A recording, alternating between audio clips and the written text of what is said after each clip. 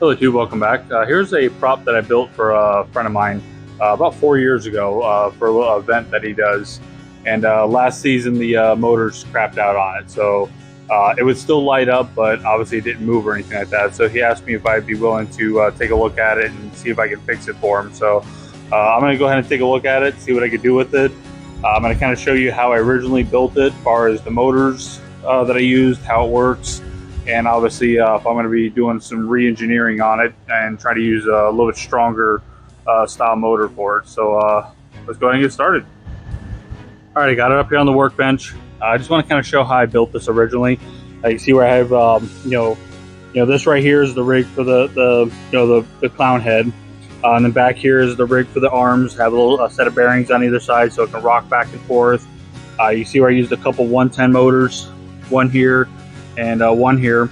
Put little rain gutters above them, and I also put like plastic cups on the back side of them just to completely seal them off from the elements and the weather. But after a couple years, obviously these things aren't going to hold up super well. From what I see so far, it looks like the one for the arms is perfectly fine. The one for the head is completely stripped out. I don't know if somebody jumped up and gave it a big old high five or something like that, but obviously that one's completely trashed. So I have a couple different ways I can go about fixing this. One, I could either just order a new one of these, put it in there, rehook it back to the linkage. It's done, fixed. Seems how this one seems to be working fine. Or the other option I have is I have used these in the past on a few projects. They're much stronger than these style motors right here. They have a lot more torque to them. They can actually do a lot more with them. They're still 110. The only thing that's downside to them is they don't do that reversing thing. So if, say, you put this on something and say it gets bound up, this isn't going to reverse this direction and kind of go back the other way. It's just going to go and it's going to stop, and either it's going to break something, burn itself up, or something like that. So that's the downside of these ones right here, but they are very strong and they work really well. So I have two options. I can fix this, or I can mount that one here and make myself a linkage that comes off here and do almost like a camshaft, or I'm sorry, more of like a crankshaft for like an engine, where it'll have two lopes on it that'll allow me to hook this to it, and then allow me to hook the arm one to it. So they essentially work together like this, kind of like a camshaft with the two piston rods on either side of it, and then have them both run off one motor. So this way, they run together, and I don't have two separate motors to essentially for something to go wrong with. So I'm going to try to decide what direction I want to go with it, and then get this one fixed.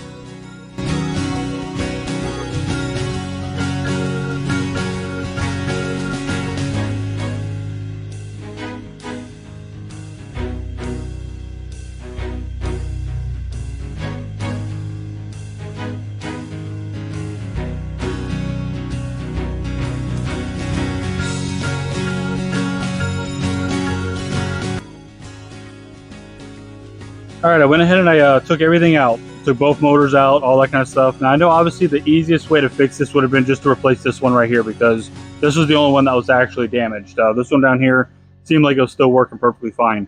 But I don't know what broke this one in the first place. I don't know if it was just if it had some stress on it, or if maybe it was just bad housing to begin with when it was made, or if, like I said, maybe somebody ran up, gave a big old high five on the chin, causing the whole mechanism to jerk real hard, causing it to break the housing. I really don't know, but I really don't want it to break a second time. So I really want to beat this thing up and make it much stronger. So I am going to go ahead and use this motor right here, but in conjunction with just that motor, because I don't want just this motor having all the stress on it, is I'm going to be using another one of these bearings. I had two of these. I used the other one on a previous project. I'm going to be mounting it somewhere in this area right here, putting it through there. And what I'll be doing is I'll be taking the blade, mounting the blade on here, and then I'll be welding bolts on here until I figure out exactly what distance, that one needs to be down here and this one needs to be up here. So when it'll pivot back and forth like this, allowing the arm and the head to move. So what I'll do is I'll get this mounted, and then obviously I'll mount the motor back in here. I'll put a linkage linking the motor to this right here. Once all that's done and I get it moving, then I'll put the blade on there, start mapping that out. Then I'm going to box the whole thing in and weatherproof it to seal it from the elements, seal off all the holes and all that. I think what that's going to do is that's going to make it much stronger than the way it was before. So this way, if anybody does hit it, I mean, it has all these extra beefy aspects to it to help keep it from causing any damage directly to the motor itself. It'll have to send the shockwave through everything else first before it even gets to this. So that's essentially my plan of attack, to essentially make this thing much stronger than it was before. So to start off by making a hole here and get this mounted.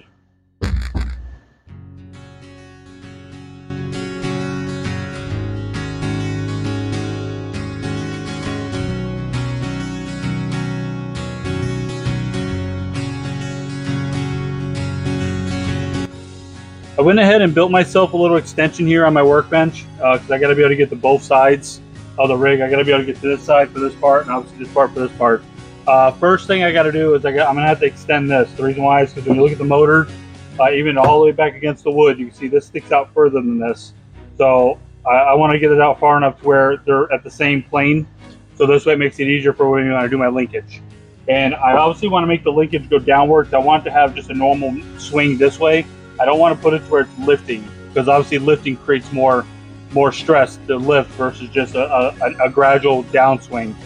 So the motor's probably going to be mounted somewhere in this area right here, so the linkage can just move it just enough to where I can obviously compensate for it with the blade on the other side as far as my distance goes. So first things first, got to find a little piece of pipe that fits on here, kind of snug, weld it in place, put a link on here. Figure out how I'm going to build a link for this piece right here. Figure out how I'm going to secure it. I got a couple ways. Either I can try to build an entire bracket system that'll anchor this on, or I can just run screws to it like this. I guess it all depends on what is going to feel the most secure when it's done. So, but that's going to be first thing is this right here. Then I'll figure out this part.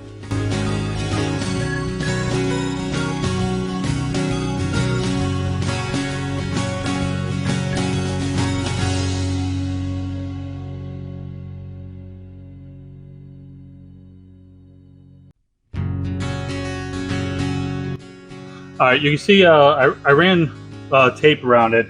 That was just to make sure that the blade stayed up and down. It didn't move on me while I was welding the link on here, because I wanted to make sure it was straight down. I've only welded the top half, just in case I got to cut it off and do some adjustments, so this way I can break it off easy. Once I'm happy with everything, then I'll go ahead and I'll actually weld it all the way around to make it nice and strong. The next step is going to be to get this mounted and make my little linkage for this. Make a link to go between the two, and then I'll start figuring out the front half. So it won't take a whole lot. It's just a lot of little miscellaneous fabricating, a little linkages and something to lock onto here and stuff like that. So okay, what I'm doing here is the motor. This particular motor has a flat spot in it.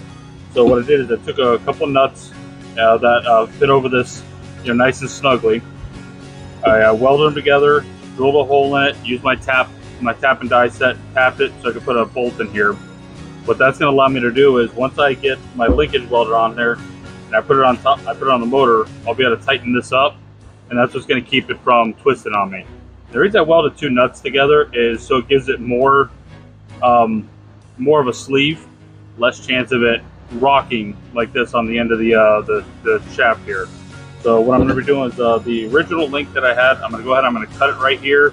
I'm going to cut the original nut off that was on this one because it's not going to work for what I'm doing. Weld this one on, and once it's welded on, then I will put a bolt in that hole right there, and I'll figure out how I'm going to mount it and then start working on my linkage. Alright, I got this piece attached onto the motor. I got my little bolt here, I got it all anchored here. Now what I decided to do to try to give it some kind of structure, I took a 2x, cut a hole in it, made a notch on the top for the wire area. This is going to go right here. This will allow this to slide in here, and then what I'll do is I'll take long screws, just some regular long wood screws, and in the anchoring holes that are with it, I'll just run those right inside the 2x. So this way, what it's going to do is the 2x is going to keep it from moving. I got to make a shim so it fits a little bit snugger, and then the screws will keep it from twisting. So what I'm going to do is I'm going to screw this in place from this side so it's anchored, so I'm not running the screws this way.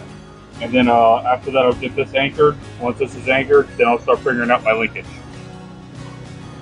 Alright, I got the link all hooked up. I just used a piece of copper pipe, flattened it out, drilled some holes in it, put double nuts on it so I could lock them together so it doesn't back off. I was trying to get creative, and I was going to try using these two springs that I put together, you know, as my link. So this way, say somebody did hit it, it would just kind of maybe bend it like this and all that. But I could just see this failing down the road, like up here, like these unraveling or something of that nature. So it's just it was a good concept idea just to take some of the stress away from a hard link, but I just don't think it's going to work. So I'm just going to stick with a hard link. I think this is going to be much better than it was in the first place, because a lot of the stress is going to be taken by that bearing and not so much down here now. So next step is to start figuring out the pitch for the head and the arms, and then put everything together and give it a test run. All right, now for the fun part. I got to figure out how much travel this has, which obviously is not a whole lot, and obviously find out where in relation here that this is going to work to where I can link this to it, so it'll move just that amount. And then obviously I'll have to do the same for the top piece. So this will have to go and figure out exactly where this is going to go to where this will, you know, move the most. So it's going to be right here, you know, kind of thing. So but first I'm going to get this one, and then I'll do that one.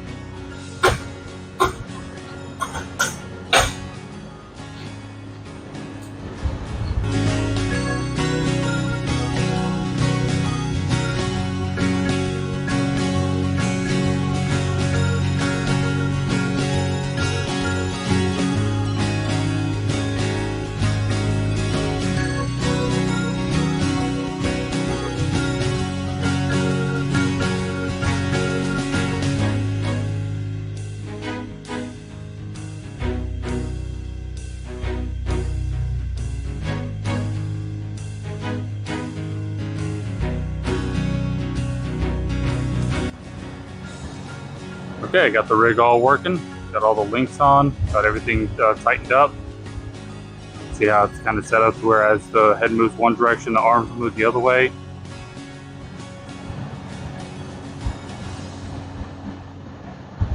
You see where with the blade in the back, I got the one on the top, you got the one right here on the bottom. I got the whole link system in the back here all set up.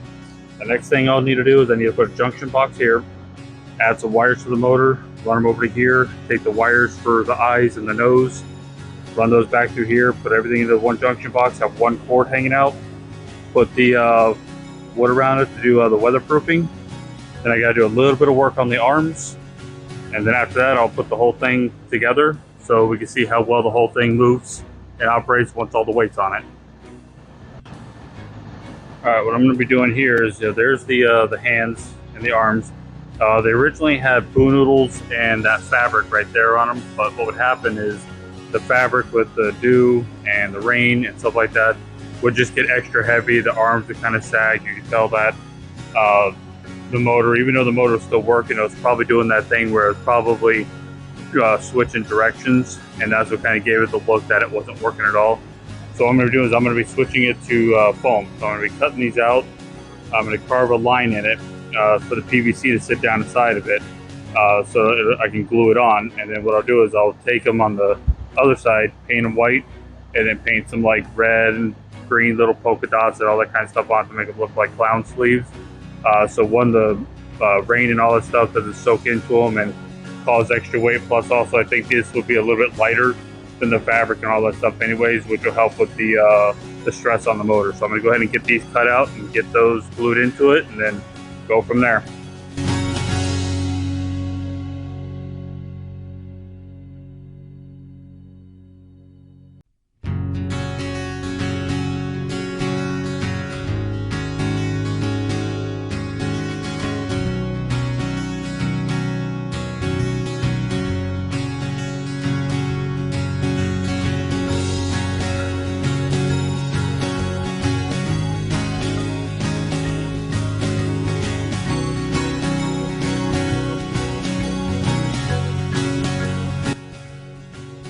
Okay, I'm gonna pretty much consider this to be done. I got the arms finished up today, got them painted, put the little dots on there, put everything together, checked it, make sure I didn't make any clearance issues from going from the fabric to the the foam board. Everything seems to be running really well. I got the back done here. I still got to put the cover on there, but you see I got a little slope on there. So this way, any water that runs is going to sheet right off. Nothing's going to get in there where the electronics are. The one thing I was going to do, but I ended up not doing because I'm trying to keep weight in mind, is I was originally going to have the foam kind of come a little more like this to kind of give the sleeves a little more of a baggier kind of look to it. But obviously, when I originally built this thing, I anticipated that he was only going to use it for one season, 1 year. So there's a lot of little things I didn't put a lot of consideration and thought into. And one of them was using that fabric and the weight. The arms would sag. It would cause the motor to work harder. Obviously, the head with that little small motor was obviously a bad design. You see how it just broke. It's broke. I don't know how it broke, but obviously it broke. So what I'm trying to do with this one, I'm trying to make this one as durable as I can, as strong as I can, because this is going to be his 5th year using this thing. So this is 5 seasons now he's used this thing. And I'm pretty sure he's going to continue to use this thing till he can't use it no more. So this thing might be around for another 5-10 years for all I know. So I wanted to make this thing as maintenance free as possible, as strong as I possibly can, and also make it to where it's very easy to repair it if possible. And I figured the only thing that he might have issues with is the motor. And the way I have it set up inside there, that sits in that little cubby hole, 10 minutes, he can have this thing up and running again just by doing a quick motor swap on there. But I'm going to give you all a quick perspective of it real fast. The reason why I'm considering, weight issues with it is I'm going to go ahead and stand next to it real fast. Now, I'm 6'6" tall.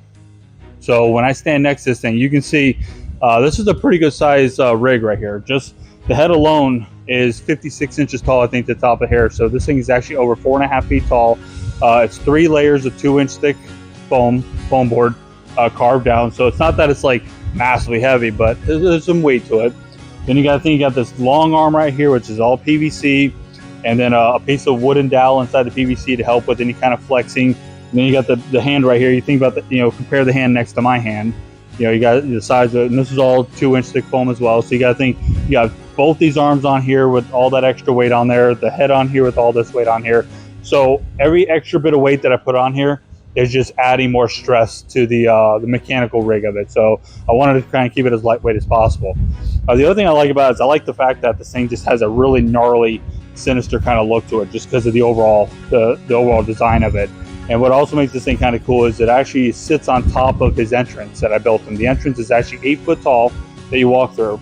So by the time you got this thing sitting on top of the entrance and to the top of the hair, this thing is actually over 12 feet tall by the time everything's said and done. So you can see this thing completely across this property, especially once the eyes and nose and everything are all lit up.